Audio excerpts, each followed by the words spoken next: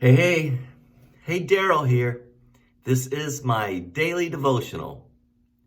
An empty seat is depressing. An empty seat depresses us because the vacancy indicates someone isn't there. Now, Jonathan wasn't convinced when David told him that his father Saul was out to get David. And so they had a plan devised. There was going to be this new moon festival, and David wasn't going to show up. He was supposed to sit next to the king, but he wasn't going to show up. And David said, "Listen, Jonathan, if the seat is empty, and you tell him that I've gone back to Bethlehem for a sacrifice with my family," and he says, "Oh, okay," then we're knowing it's all good. But if I am not there in that seat, and he says, "Where is he?" and becomes angry because I'm not there, you'll know that he had a plan to kill me there at that new moon festival. And so they devised this plan, and this is what it says in 1 Samuel chapter 20, verse 18. Then Jonathan said to David, "Tomorrow is the new moon festival. You will be missed because your seat will be empty."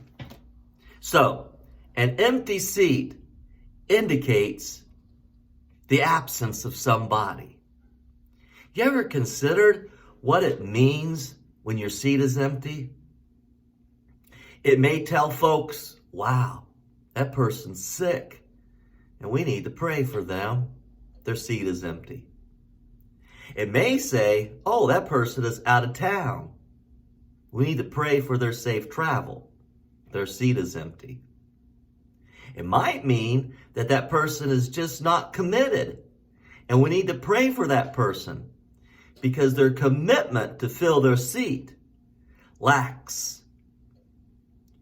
But for whatever reason, a filled seat, a seat with an individual in it, is encouraging.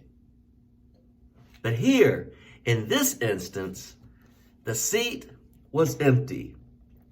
And now David hid in a field, and Jonathan was going to send him word as to how David's foe, Saul, how he responded to that empty seat.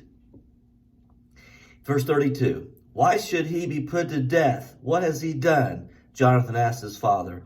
But Saul hurled his spear at him to kill him. Then Jonathan knew his father intended to kill David.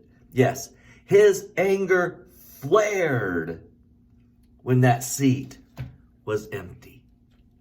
When the seat is empty, don't let your anger flare at the one who is absent, but rather pray for that one that typically sits in that seat.